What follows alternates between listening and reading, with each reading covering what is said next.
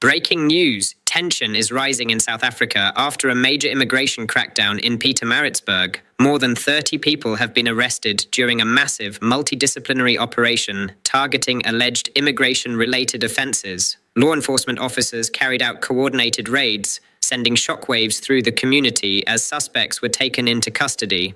But that's not all. The operation comes as Julius Mkhwanazi appears in court once again, adding even more attention to a day already filled with high-profile legal developments. More than 30 people have been arrested in Pietermaritzburg in a multidisciplinary operation targeting immigration-related offences. Our reporter, Leto Ngomalo, is on that story, joins us now. Leto Kolo, good morning, good afternoon to you. What's happening there? Well, Stephen, we are now here, well, still downtown, but we are now on Retief Street. It's very busy and police have been very busy as well. And they have actually made another arrest of another person who was in possession of drugs. Earlier, we did see a person who was carrying what seemed to be Wunga tablets being apprehended by police.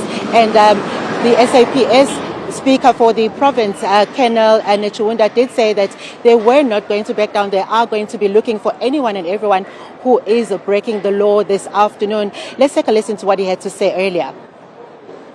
Operation targets anything illegal. Hence, there was a person who was arrested already for being in possession of drugs.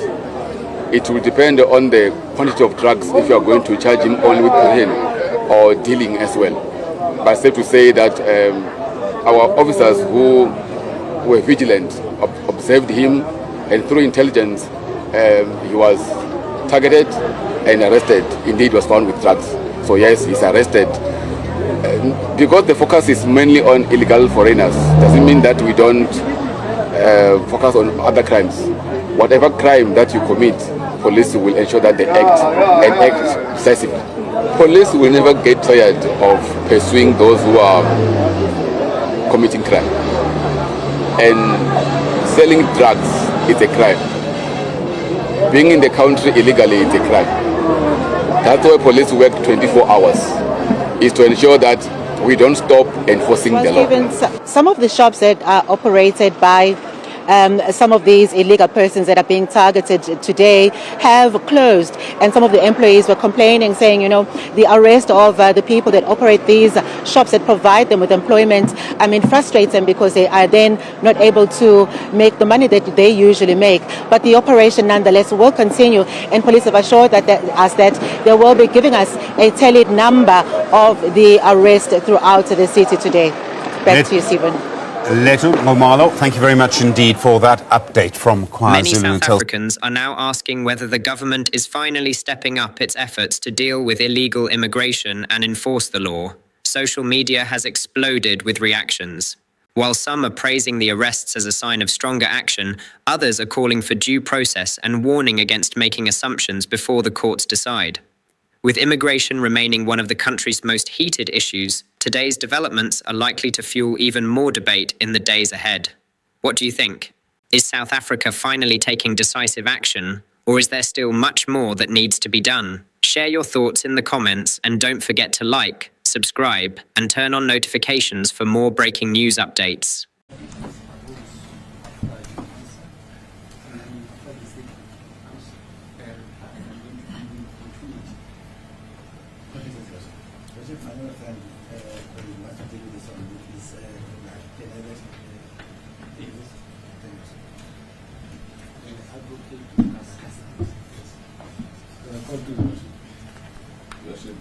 I'm a little bit confused understanding that.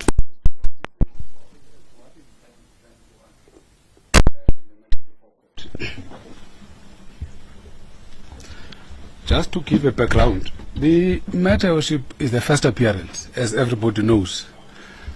And we raised the issues with the defense prior to us beginning with the matter, when we said it would be better to deal with the remand and then deal with everything else on the next date. The defense was opposed to that. The reason why perhaps wanted to have another date was the issue of enabling the defense to get whatever information they may be seeking between today and the next date. It is correct we are dealing with a Schedule 6 offense, And I must spell it out for the record, Your Worship, as it is well known, that the onus based on Section 6011, subsection A, lies with the defense to discharge two things. The first one being exceptional circumstances.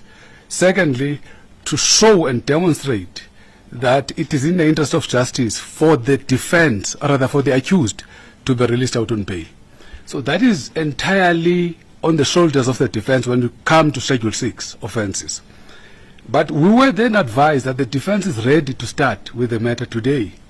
And then we said, okay, we'll accommodate you, let's start with the matter and see how far do we go with the matter.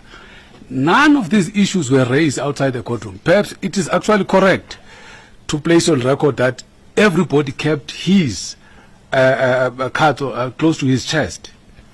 Now we are before court. We are told about the application. I'll start with the one of further particulars. It is correct that the further request was made, as it is confirmed by my learned colleague. It was received this morning. On our way to court, one can even look at the content of what is required in that particular request. It's so much details. Nobody could even determine those details while driving to court. Any person that will have to respond to that will have to apply his mind and apply the law and come to a decision whether these are going to be furnished to the defense or not. It is not something that one can just stand up and say, I am replying to so much details that are placed before court. So the reason why, Your Worship, I'm saying that I'm confused. Do the accused state before this court through their legal representative that they are ready to proceed?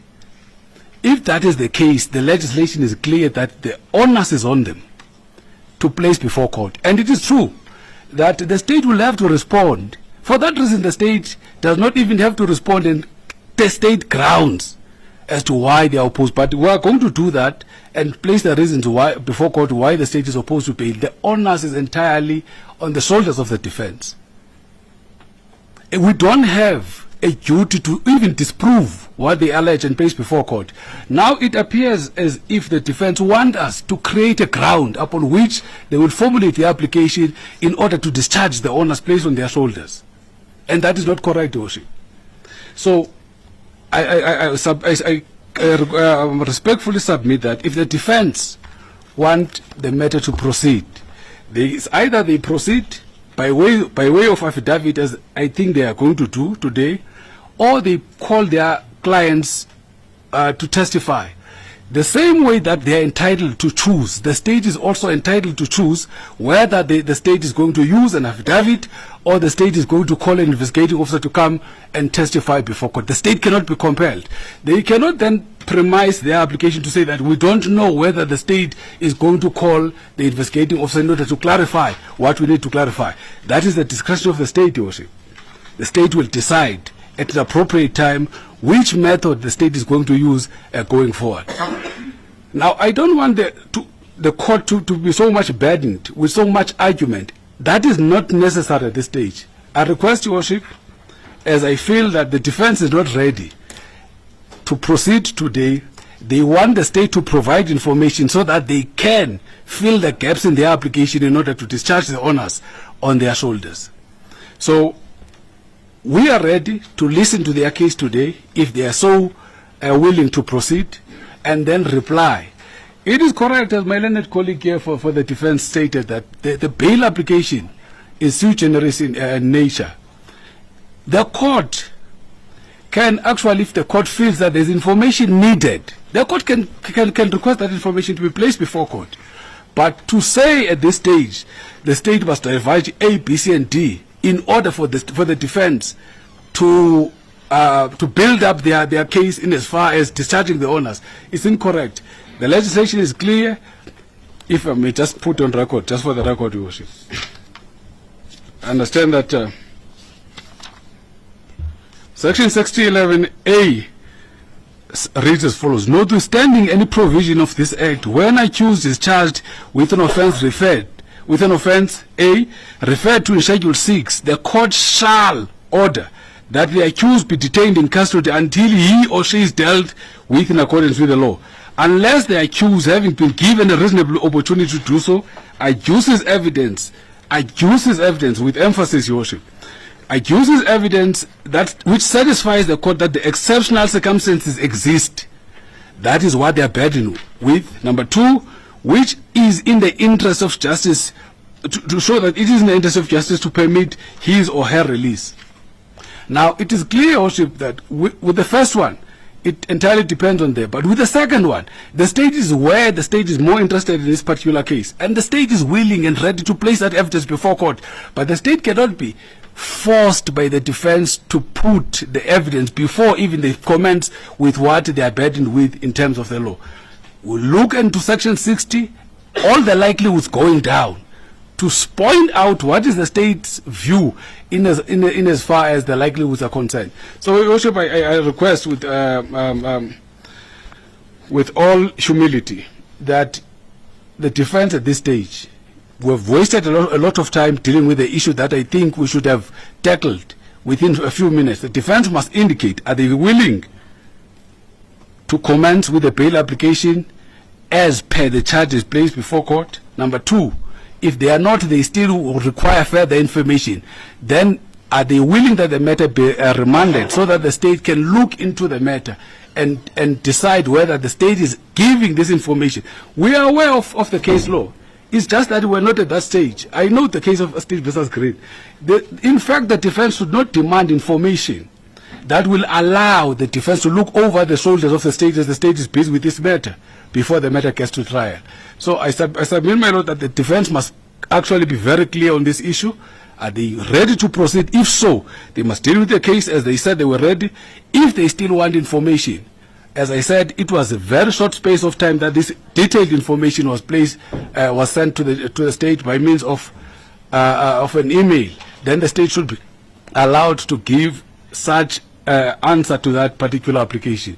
Otherwise, we'll be going backwards and forwards around the same issue when the defense knows very well that they are not ready to proceed.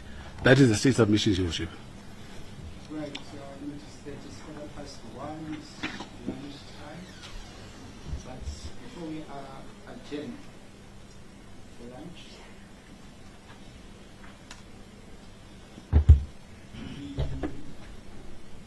as advocate has submitted, the defense must indicate that they are ready to proceed without that information which is required today, or if not, another date should be arranged. Excuse, please, Mr. Bishop, if I may just address short, and I'm going to keep it short. My learned colleague, sidestep. There was an application, and that's how I did it. I didn't make it. I do apologize. There was an application on behalf of applicant number one for two things. Before we commence with the bail application, is the investigation complete?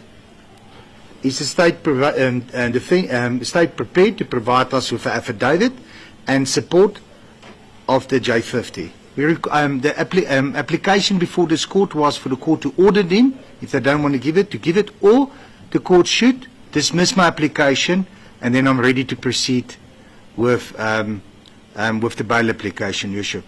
But I cannot sidestep by quoting Section 6011A to the court in not responding at all to this court with regards to the application that's currently before the court, before the bail application can commence, Your Worship, as the court pleases. Right, at this stage, we adjourn for lunch and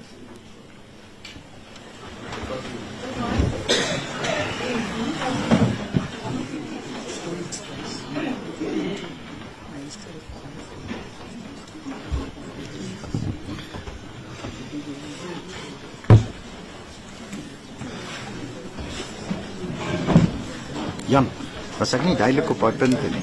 Ek was, maar hulle wil nie hoor nie. Ja, maar ek wil my maar so goed luister ook daarin. Hy moet my of dismis of hy moet dit vir my gee. Ja, jy's heeltemal reg. Jy's heeltemal reg. Sorry.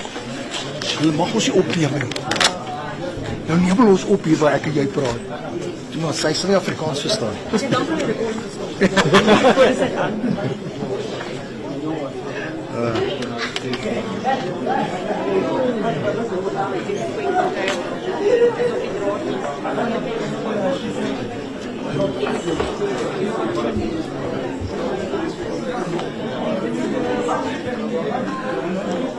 As die hof nou nie nou besluit